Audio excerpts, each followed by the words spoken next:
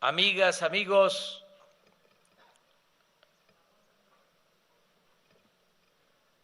habitantes de Guelatao,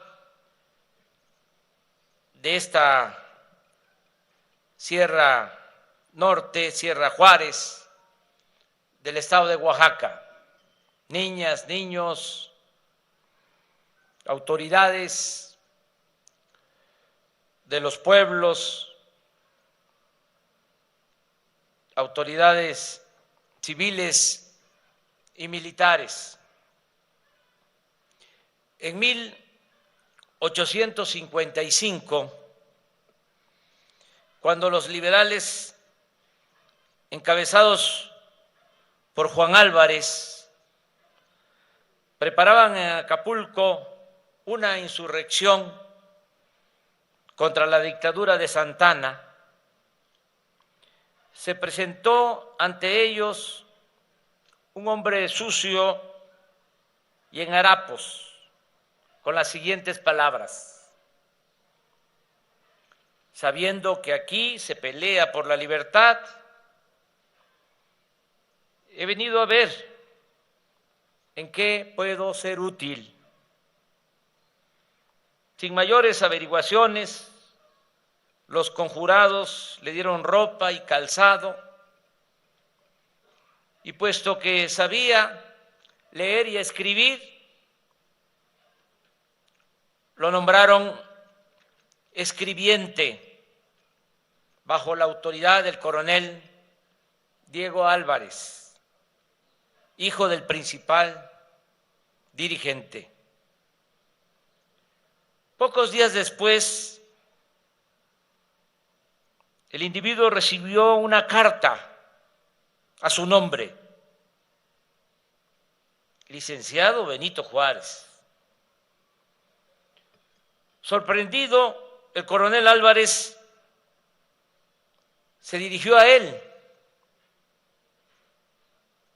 así que usted es el que fue gobernador de Oaxaca, ¿y por qué no nos lo había dicho? ¿Para qué?, contestó Juárez. ¿Qué tiene de particular? El que unos años después habría de ser el mejor presidente de México llegó en ese estado lamentable tras 2 años de pobreza, persecución y exilio.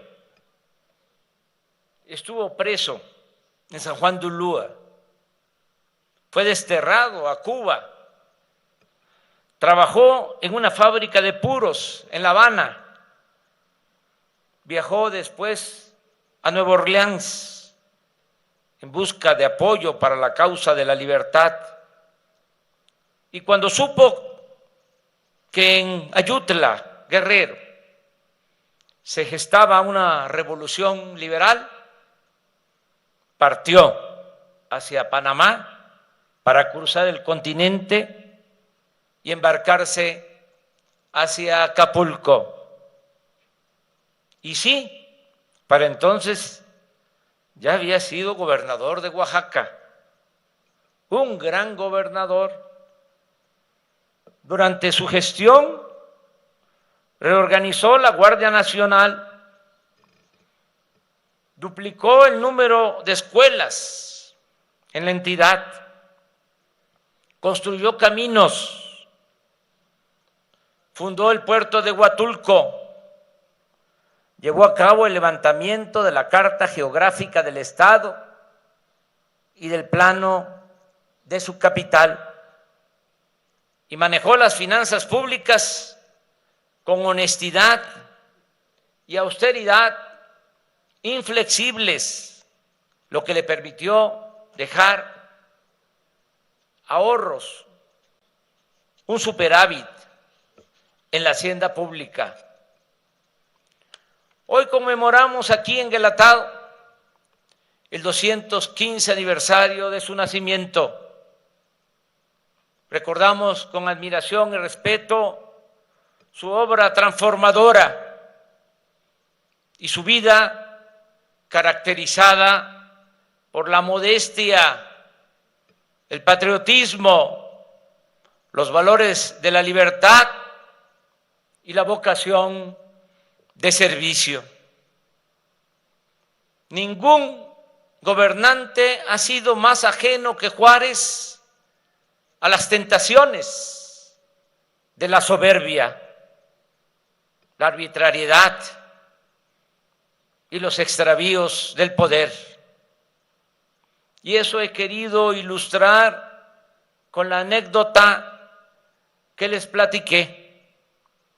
Él no llegó al cuartel de los liberales de Ayutla aspirando a un trato especial por sus méritos, que ya eran bastantes, sino ser útil a una causa, sin importarle el rango o el cargo.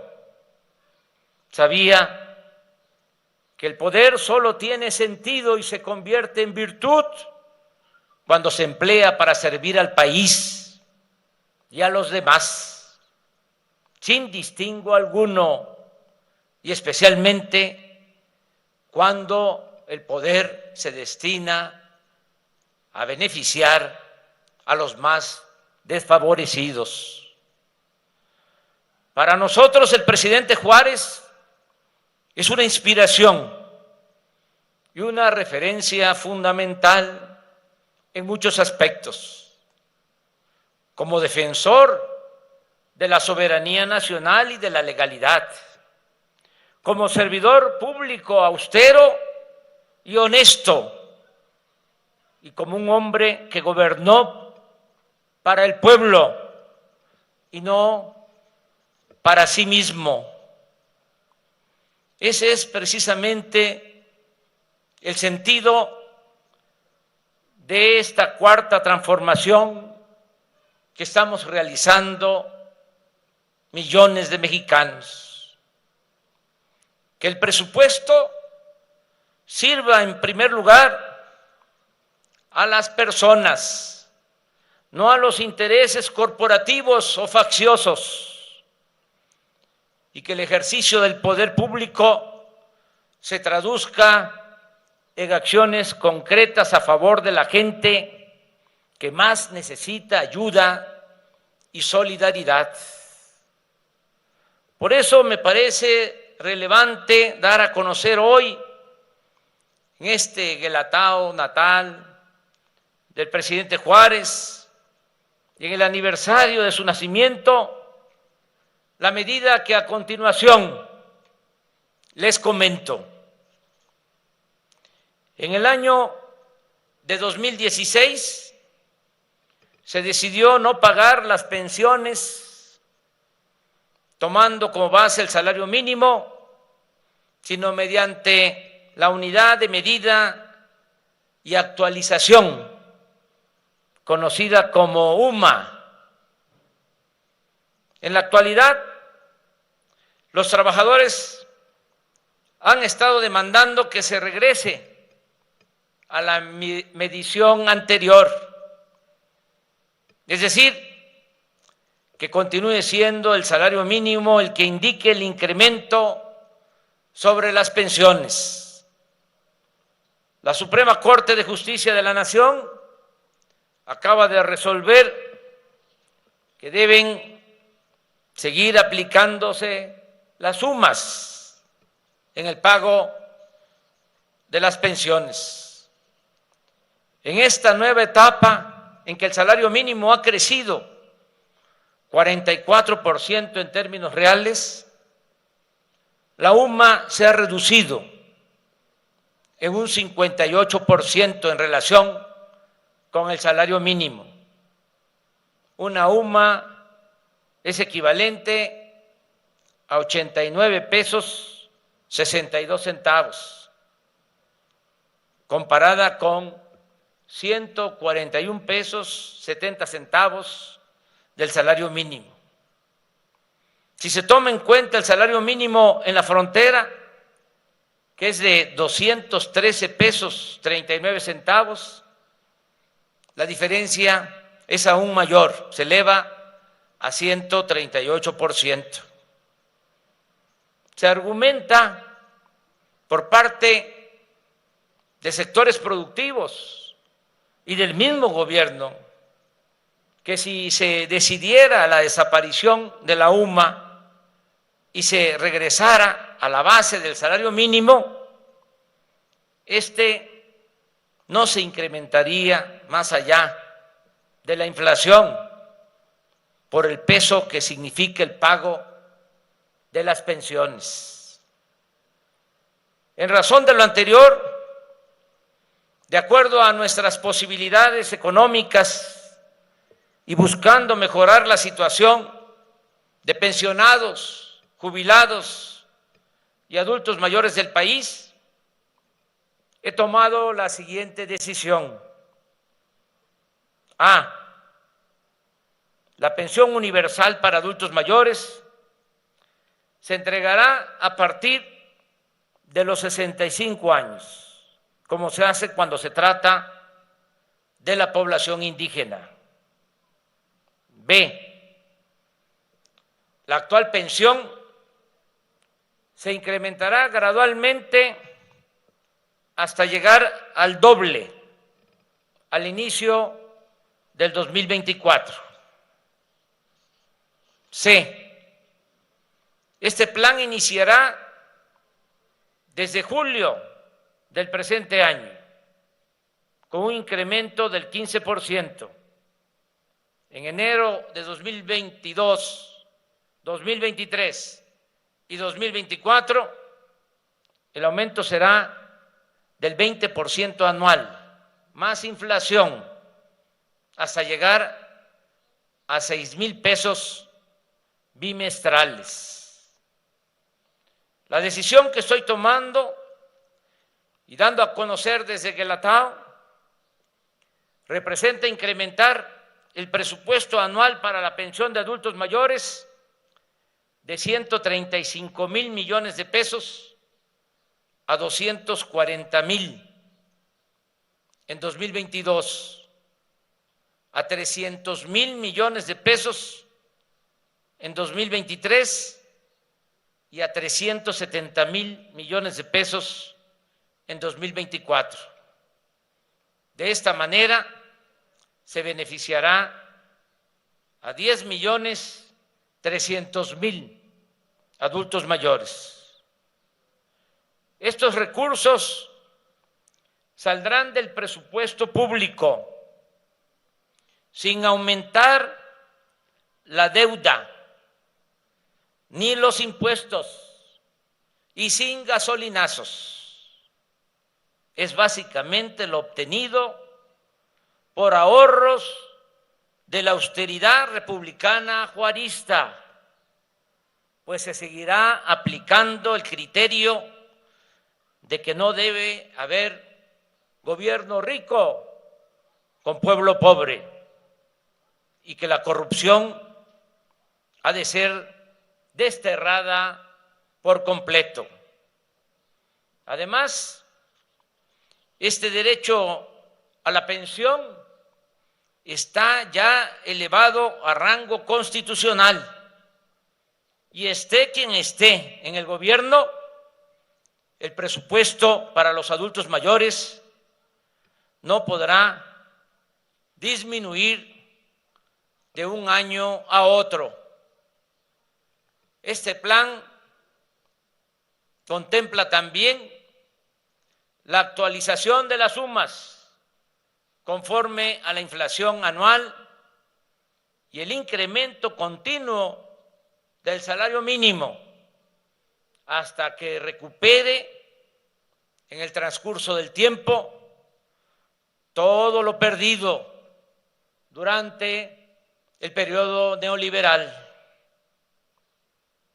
Amigas y amigos, por una de esas coincidencias de la vida, el natalicio de nuestro benemérito ha coincidido tradicionalmente con el equinoccio de primavera, un día en que la oscuridad y la luz tienen la misma duración.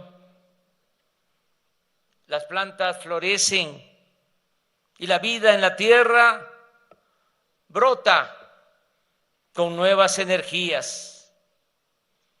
Y no por coincidencia, sino por una lucha tenaz del pueblo de México, tras una noche neoliberal de 4 décadas, nuestro país vive hoy una primavera política y social en la que establecemos libertades, barremos la inmundicia de la corrupción y recuperamos la prioridad del Estado mexicano que nunca debió perderse, la de atender en primer lugar a los más desamparados, a los más oprimidos, a los que han sufrido desde siempre las mayores injusticias y los peores atropellos.